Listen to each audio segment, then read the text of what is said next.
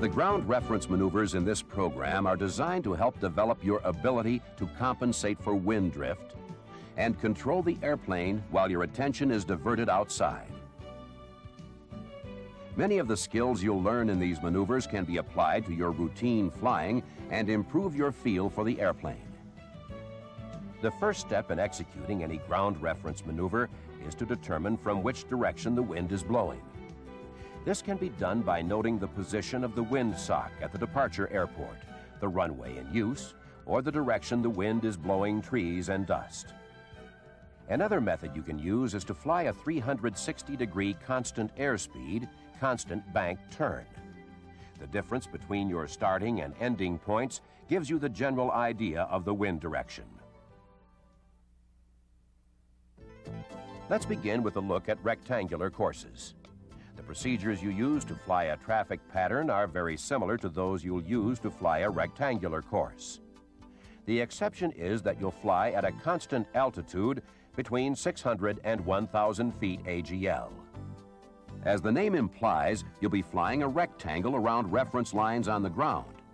The objective is to maintain an equal distance from the boundary throughout the maneuver. This distance should be about 1/4 to 1/2 mile. Ideally, one leg of the pattern should be directly downwind. This allows you to fly one segment with the wind, another directly into the wind, and two legs with a crosswind. The preferred entry to the rectangular course is on the downwind leg in straight and level flight. At this point, the ground speed is higher than on any other leg in the pattern, and little or no crab angle is needed. When you're opposite the corner of the field, start the turn to crosswind. Since the ground speed is high, the initial bank angle is steep. But to maintain a constant distance from the field, the bank is gradually reduced as your ground speed slows during the turn. The turn to the crosswind leg is completed so that a crab angle is established into the wind. Maintain a crab angle that will allow you to fly a straight line at an equal distance from the field. The turn to upwind is begun when you're opposite the end of the field. During the turn, your ground speed slows as you head into the wind. Therefore, the angle of bank gradually decreases.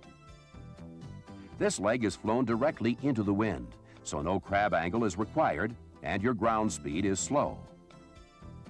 During the turn to the next leg, your ground speed gradually increases. This means the angle of bank must increase to maintain a constant distance from the field. On this crosswind segment, the wind tends to drift the airplane toward the field. Therefore, the turn is completed so that a crab angle is established into the wind. Maintain this crab angle until you reach the end of the crosswind leg. As you turn downwind, your ground speed increases. This means the bank angle needs to increase gradually throughout the turn to maintain a constant distance. Your ability to compensate for the wind during a turn is an important element of flying a rectangular course properly.